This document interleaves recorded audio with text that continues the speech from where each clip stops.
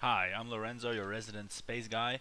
Welcome back to KSP Next, the second episode. We are going to launch some bigger sounding rockets. Last episode, we played around with the WAC Corporal, the Aerobee engine, powering the first American satellites, just ever so slightly off the Earth.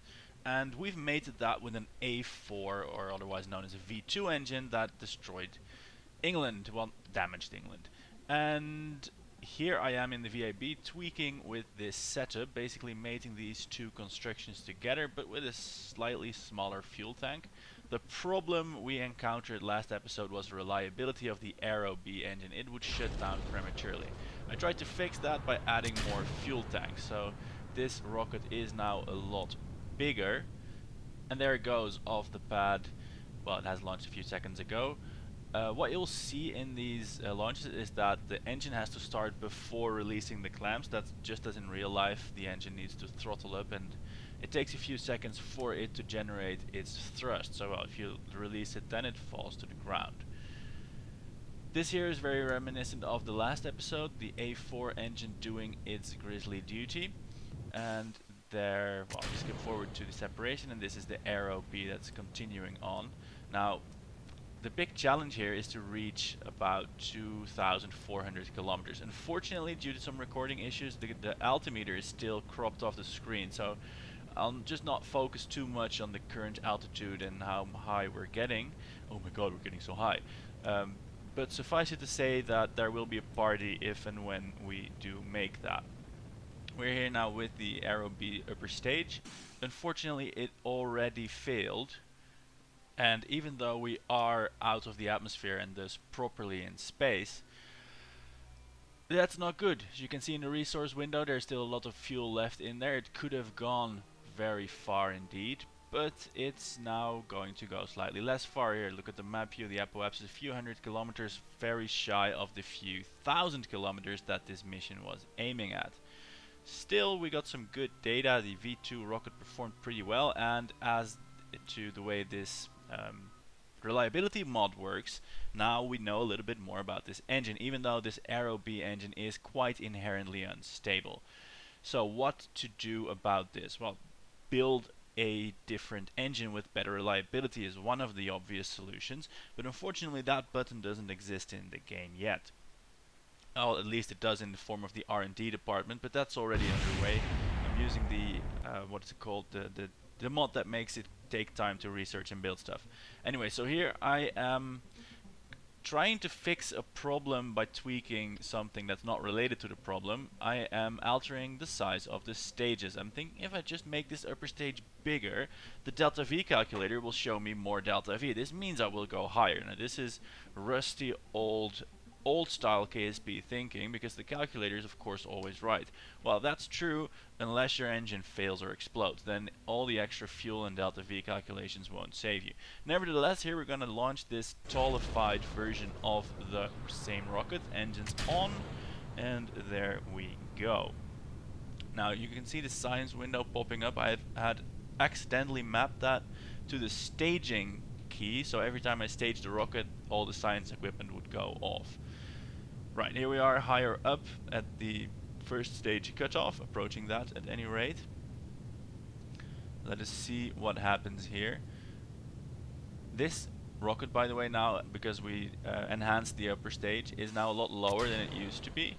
And we are now firing that lengthy upper stage. You can see this doesn't really resemble a small missile anymore, rather than a tall rocket on its own. Now this brings us to the problem of speed, because the thrust to weight ratio of the Aerobee engine on this rocket is like 0.7.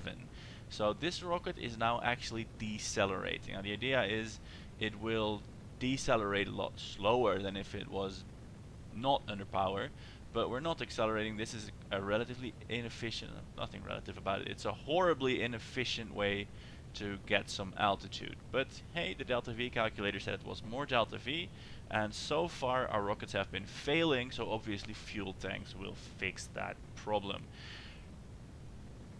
I'm a banker, not an engineer, okay? More fuel equals more height. Unfortunately, no. As you can see, I've spoiled it already, I think. The engine fails, and this whole big canister of fuel, I think it barely even made it out of the atmosphere. So this is a big failure. Yeah, it's the apoapsis was like 144 kilometers, with the atmosphere height in realism overhaul being 140 kilometers. So this one definitely not a success. So with that, we're prepared to head back to the ground. I think via the range safety control, because well, no use in letting all that toxic hypergolic fuel burn up over the launch pad. And here we are with the next designed rocket. This one is using technology, the Russian RD-103. This is one of the early gas generator engines. That means it has a turbo pump. It's not just pressure fed. It's designed by Konstantin Glushko, the Russian prodigal rocket engineer, the guy that basically powered Russia through, well, the space race, really.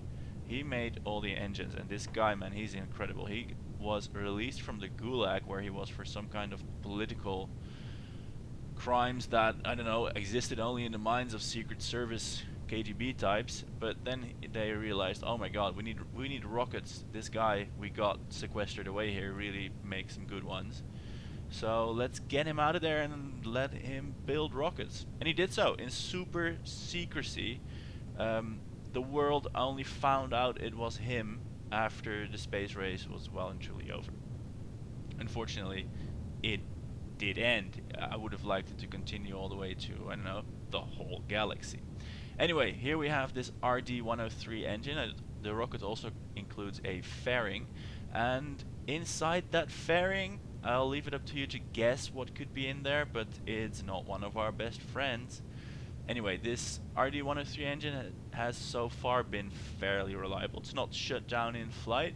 It's provided some nice thrust. The plume is looking good, and well, this just resembles a rocket a whole lot more than that V2 Aerobee infernal combination of unreliable engine firings. Now, one of the things I really like about this whole mod pack is the real plumes. You can see this RD-103 is currently, when it's higher up in the atmosphere, it has a very diffuse wide plume. Now that's realistic. That's because, oh, there's the second stage. Let me yammer on about the plumes later. Let's zoom in and see it's the same upper stage we've been using all along. Let's hope the engine doesn't cut out, hey?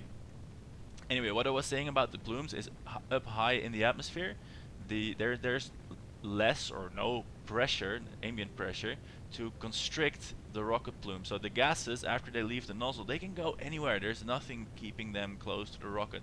So this is what you see. And this mod makes that nicely visual. Anyway, we're getting some pretty good altitude here. There's pretty much the whole stage left in the Aerobee upper stage. The calculator tells us it's got 2 kilometers per second of delta V. We're already up to a few kilometers per second.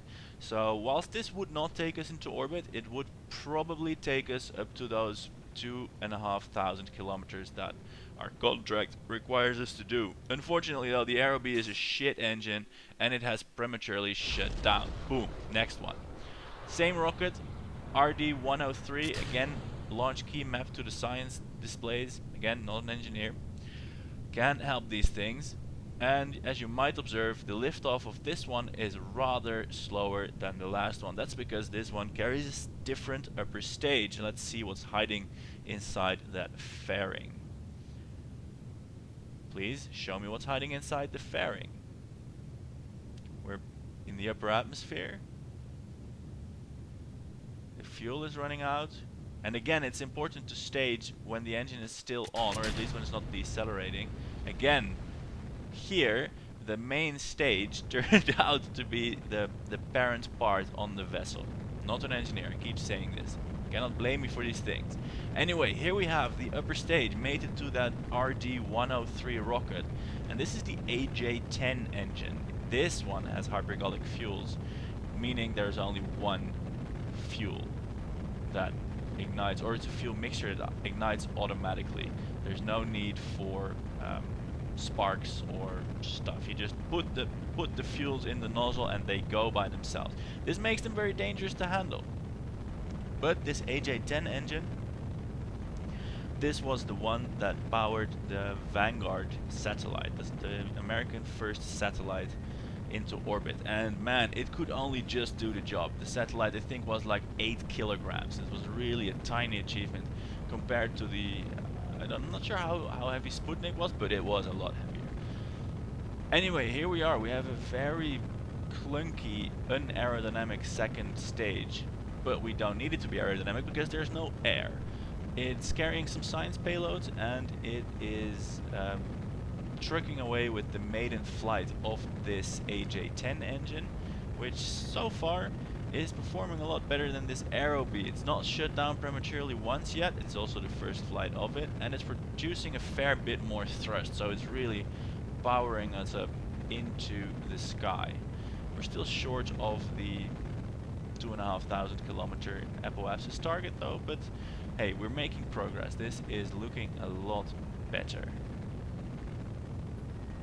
I'm running out of things to say about these rockets. That's the problem with these upper stages. They burn their fuel pretty slowly and more efficiently than the big engines, but that does tend to take a long while. Oh, and look at that, what happened? The engine shut down prematurely. Oh my god, it's not reliable. That's such a pity. But look at that, it has finished almost all its fuel. So with a little bit more research, with a little bit more development and experience, I feel this AJ10 engine can be a real part in getting our first satellite up there around the planet into space, which is what we're gonna try in the next episode. We're gonna try clustering some of these RD-103 engines on the bottom, so make a bigger first stage.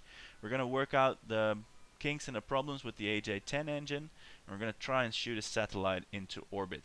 I hope you'll join me for that. If you want to be notified when that in fact happens, subscribe to the channel. You get a nice email saying, hey guys, there's a new video. You all know how this works. Anyway, thanks for watching. See you later. Goodbye.